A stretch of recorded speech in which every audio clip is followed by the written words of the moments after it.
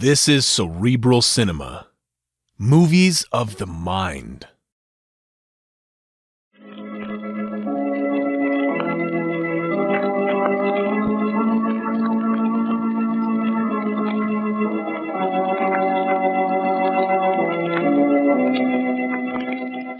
Who knows what evil lurks in the hearts of men? The Shadow knows.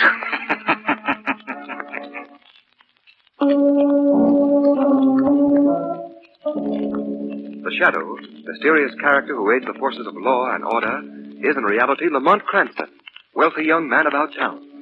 The Shadow uses his hypnotic power to cloud men's minds so that they cannot see him. Cranston's friend and companion, the lovely Margot Lane, is the only person who knows to whom the voice of the Shadow belongs. Today's story, The Plot That Failed. As our scene opens, we see a big power shovel deep in its self-made pit. The excavation of the cellars and sub-cellars of an apartment building. Joel, look over. Joel, you look over here. Well, we'll be through digging this hole by tomorrow. Yeah, Joe. Boss tell you where we go next? No, he didn't say. Probably be laid off for a while. Hey, Tony, back that truck closer. I gotta go close. Huh. It's getting hot in here. Luke, check that water in the motor, huh? Yeah. The water's okay. Hey, something's screwy. The motor stopped. Hey, what's the matter? All the insulation's melting off the wires. The engine's white hot. Hey, what's the matter? The data sheets are falling down. Luke, get out of there. The controls won't work. Hey, look out. I'm scrambling. You better get out yourself. Hurry up. There goes the derrick. Run! Run before they get cannon balls! Run! Hey!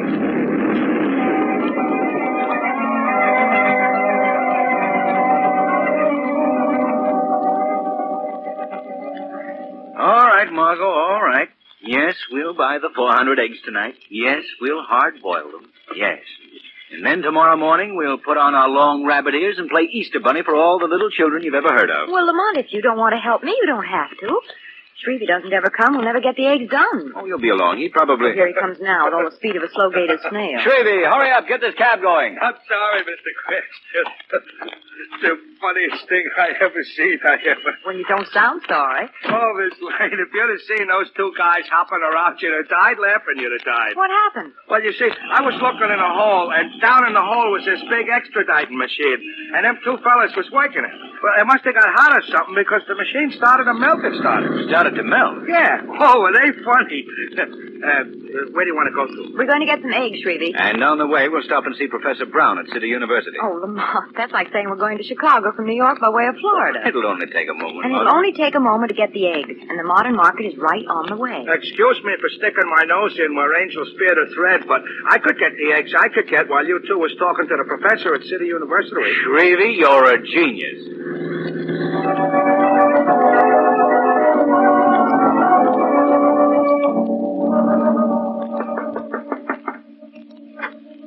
Oh, Mr. Cranston, I believe. Come in. Professor Brown, and this is Miss Lane. How do you do? It's a pleasure. Won't you come in? I'm afraid you'll find my laboratory built for work and not for comfort. Oh, I think it's delightful. It's never been called that before. Oh, Dr. Forbes. Hello, Brown. Miss Lane, Mr. Cranston, I'd like to have you meet my assistant, Dr. Forbes. How do you do? Miss Lane, Miss Cranston. Oh, Miss Lane, won't you sit here? Yes, thank you, Dr. Ford. I appreciate your coming here, Mr. Cranston, more than I can tell you, particularly since my request will probably seem a bit strange. I want you to help me find the Shadow. The Shadow? You've heard of him, haven't you?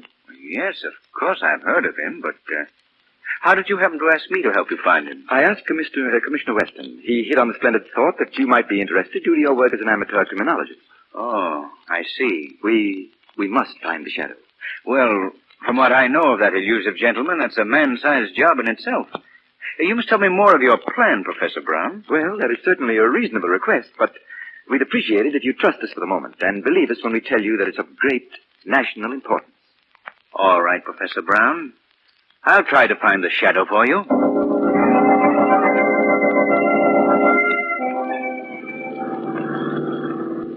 Lamont, that's one of the funniest things I ever heard. Miss Lane, if you don't mind my sticking Yes, my I know nose... where angels fear to tread. Precisely. Well, Professor Brown just asked Mr. Cranston to find the Shadow by tonight. Oh, that's a hot one, as the fella says. Did you get the eggs, Shrevey? Oh, the eggs. Yeah, I got him. Good, Shrevey. Let's get going. Commissioner Weston's office. Commissioner Weston? Well, when are we going to hard-boil the Easter eggs? We can do that after we've seen the commissioner. There's something funny about this, Margot. Yes, very funny. No, but seriously. Either the commissioner is playing a joke on me and the professor, or the professor has never talked to Commissioner Weston. In either case, I want to find out.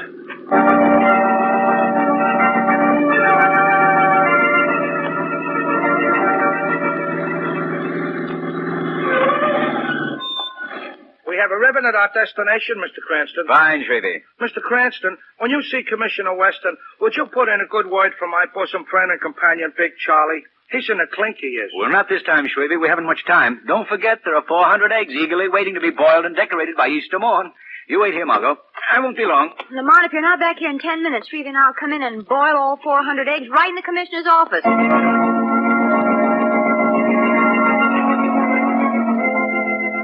Commissioner Weston, you know I hate to interrupt you when you're so busy, but this time I just came to thank you. Thank me, Cranston, for what? For commending my abilities as an amateur criminologist to Professor Brown of City University. Now, listen, Cranston. I will admit that you've given me a few tips at times that have been a great help. But I never recommended you as a professional or even an amateur criminologist to anybody.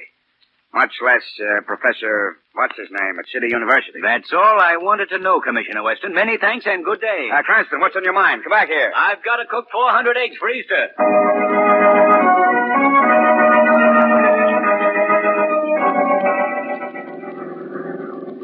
Didn't you get no chance at all to mention Big Charlie, Mr. Cranston? The commission was too busy, Shrevey.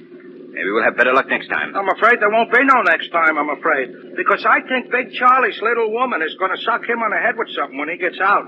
She's mad enough now to end up a widow. Well, that's pretty mad. Lamont, do you think that Commissioner Weston was fooling you about not recommending you to Professor Brown? I don't know, Margot. But you don't suspect Professor Brown and Dr. Forbes of anything wrong, do you? Well, they're hardly the criminal type. But I still wonder why they want the shadow to help them.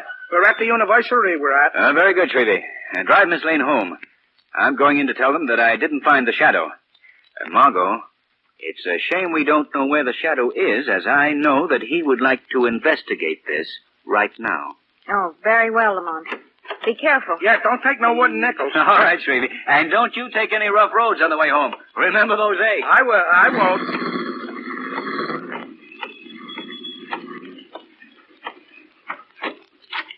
Yes? Who's there, Professor? I saw the door open and close. Oh, so did I. You're quite right, Dr. Forbes. Oh, what did you say, Brown? Professor Brown said nothing. It is the shadow that speaks. Extraordinary. I wouldn't have believed that complete invisibility was possible unless I'd witnessed the phenomenon. Yes. Your ability, Shadow, can be most useful to us if you'll assist us in our work. I should like to know a little about this work before I give you my answer. Just what do you plan to do? Well, it's perfectly reasonable for you to ask. Brown and I have perfected a device or system for communication or signaling. It can be used either for carrier beams that will give direction to airplanes or ships at sea, or for carrying direct messages. That's very interesting. But why do you need me? You are most important. Recently, we have discovered that some forces not interested in the welfare of this country have learned of our invention. Unfortunately, it must be tested more thoroughly than it has been in the confines of our laboratory before we can offer it to the government. Just what do you expect the shadow to do? Well, we hope that the shadow will cooperate. Without being seen, he can place 6 of the machines at various strategic points around the city. We'll make it well worth your while, Shadow. This device will make us more powerful. Enough, Brown, please. Yes. Well, Shadow, are you interested in joining us in this very worthy experiment? Very much interested indeed, Dr. Forbes. Oh, good, good. Well, then I'll explain further. Now, at the 6 strategic points in this city, we've rented rooms and lofts.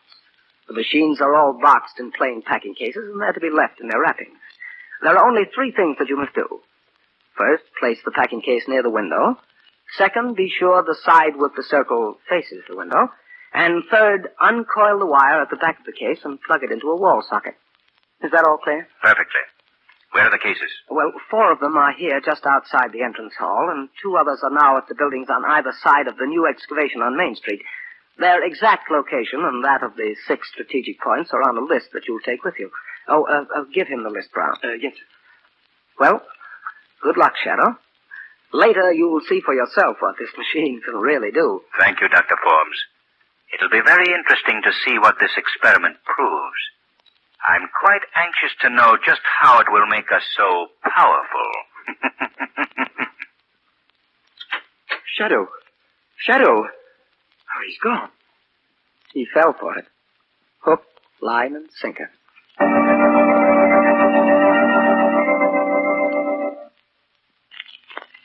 It is several hours later.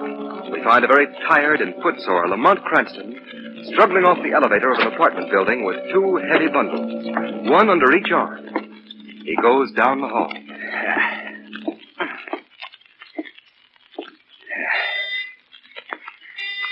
Phew. Oh, come in, Lamont. Margot. Where have you been? What have you been doing? What are those things? Oh, one at a time, Margot. Let me put these things down. There. Now to answer your questions.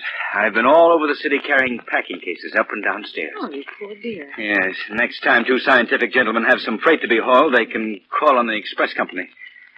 Yeah, but what have you been doing? Oh, I've nearly been going crazy. Did you ever try to boil 400 eggs in a wash boiler all at once? I don't think it can be done. There's one thing I wish you could do. What? Make me some coffee. Oh, sure. I've got work to do, and I'm afraid I'll go to sleep. All right, I'll make some right away. Margot, where's that big city map of yours? Oh, in the top drawer of my desk. Oh, thanks. Yeah, I got it. Now, let me see. Right there. Right there.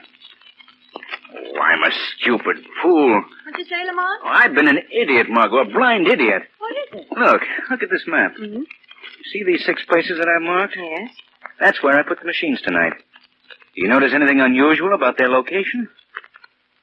Well, they're in 3 different parts of town. Yes. But if you look more closely, you'll notice that they're grouped in pairs. One machine of each pair is placed on either side of an important key point. Police headquarters, telephone building, a powerhouse.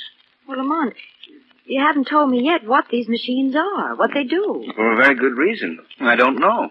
Well, what are those 2 packages you brought in Well, with? they're a pair of the machines.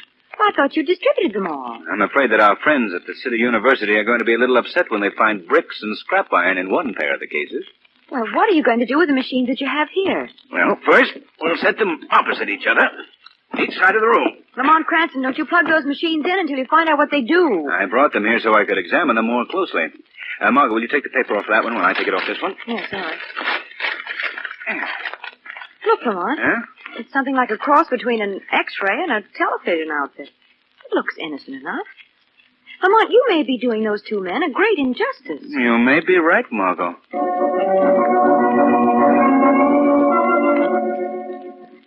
Well, Brown, is everything in order? Did you check all the machines? Yes, Dr. Forbes. The Shadow has been a good and efficient assistant. The machines are all in place and working. Now the only thing to do is to wait. Good. You know, it's a shame that we have to destroy the Shadow.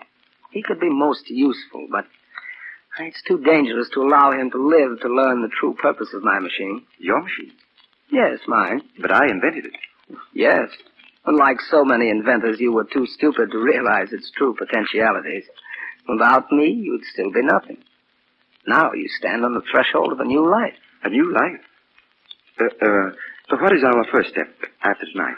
You don't have to worry about that. But come, there are a couple of things yet to be done. Are the 2 extra machines set up in the room behind the laboratory? Yes, they are. And the control panel is in order right by the door. Have you tested it? Oh, yes, of course. All right. Now, the next thing to do is for you to call Lamont Cranston and his friend Miss Lane on the phone and have them over here at a few minutes before midnight.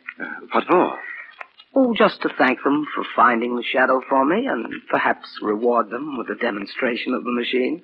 I'm sure they'd be interested. Dr. Forbes, are you planning to destroy them, too? They know too much. They know nothing. I can take no chances. But that's murder. Murder, I tell you. You're right, Professor Brown. You know, sometimes I get so carried away with the importance of our invention that I lose all perspective. I'm sorry. Oh, forget it, Doctor. I'm afraid I was upset, too. Oh, that's all right. Oh, by the way, Professor, would you get me my heavy rubber gloves? I want to check on you high-tension insulators. Oh, surely. Where are they? They're in the room back of the laboratory. I'll get them. I don't see your gloves back here. But Dr. Forbes, get away from that control panel. Don't touch that switch. You fiend! You fiend! Don't! Ah! Exit Dr. Brown. Completely.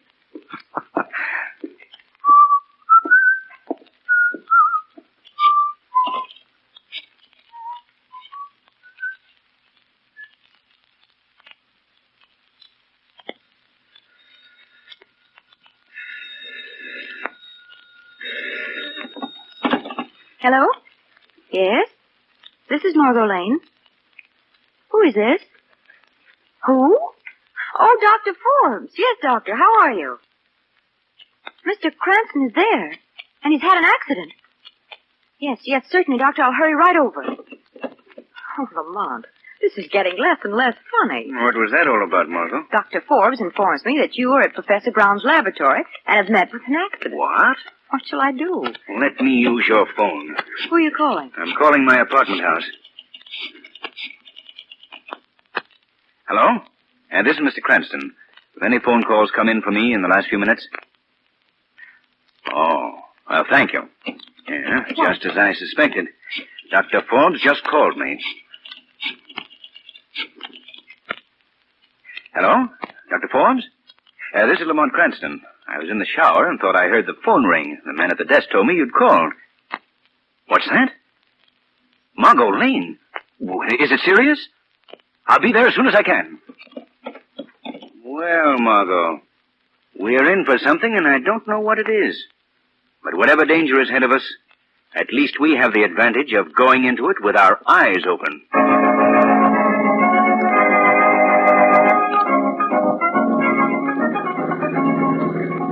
Where to, Mr. Cranston? Well, we want to go to the City University, Shrevey. Yes, sir. Margot, I can't make head or tails out of it. Don't know what that means. Shrevey, for heaven's sake, don't make all that noise, please. Well, golly, Mr. Cranston, I was only trying to cheer things up. I was only. Well, don't. You should ought to spend more time getting a laugh out of life. Well, like I did today, when you said she was trying to find the shadow. Or when them two guys jumped off the extraditing machine when it melted. What do you mean, melted? Just like I say, if something melts, it melts. Where was the excavation, Shrevey? Over on Main Street. Margot, I've got it. What? That's the answer. Shrevey, thank you. Thank you 1,000 times. Oh, that's okay. What are you thanking me for? You gave me the right track on a great invention. Oh, yeah, them steam shovels are certainly great. Stop the car, Shrevey. I'm getting out here. Well, Lamont, I thought we were going to call on Professor Brown and Dr. Forbes. Listen, Margot, this is much more serious than I thought. You must go to Professor Brown's lab alone. Your job is to keep them there. All right, Lamont. What are you going to do? I must go and disconnect those machines before the entire city is demolished.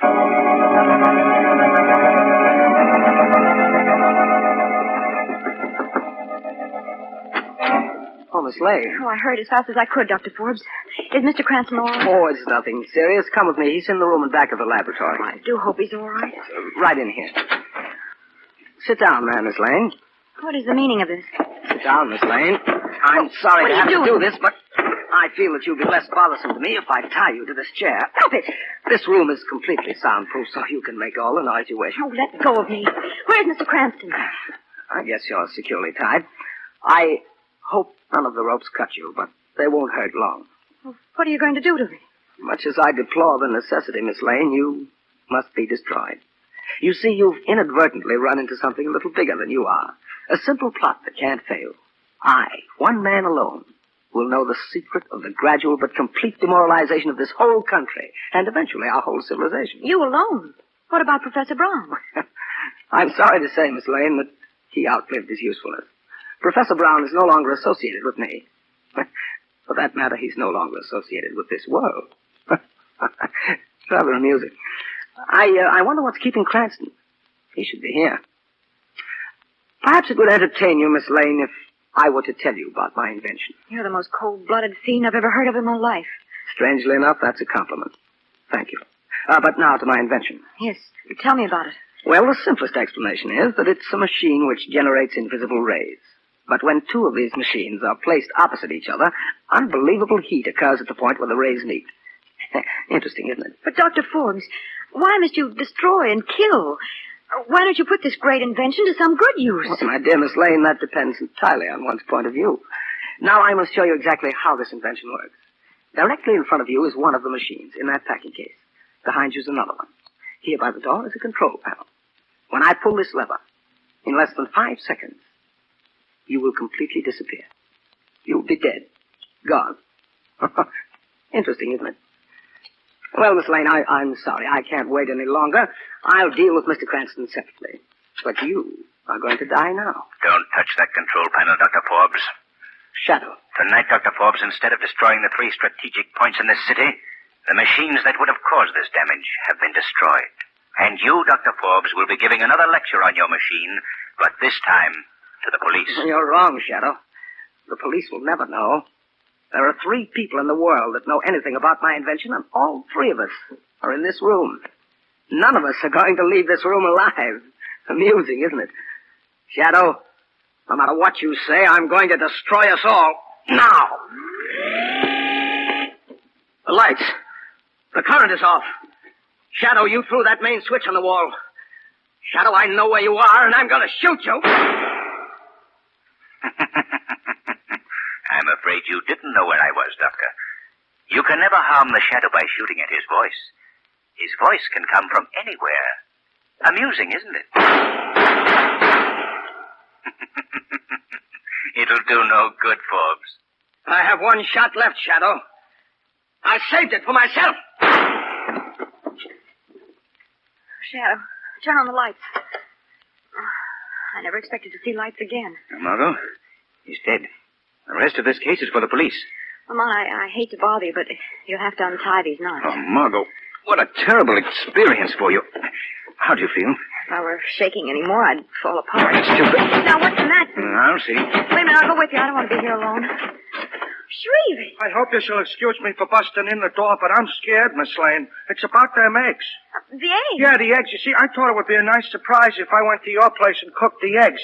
So I put the wash boiler full of eggs on the living room floor on a hot plate, and then I thought I'd amuse myself by turning on one of them new television sets it looks like you got in your apartment. Shrevey, you didn't try them, did you? Yeah, I turned the switch on one of them and nothing happened, so I tried the other one.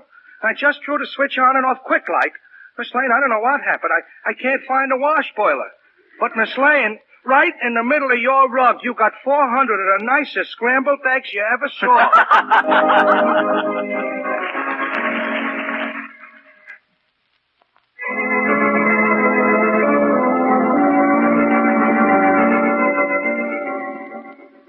Today's program is based on a story copyrighted by the Shadow magazine.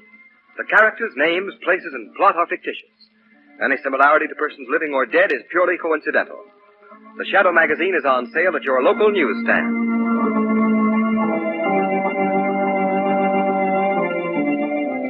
The weed of crime bears bitter fruit. Crime does not pay. The Shadow knows. Cerebral Cinema hopes you have enjoyed this movie of the mind.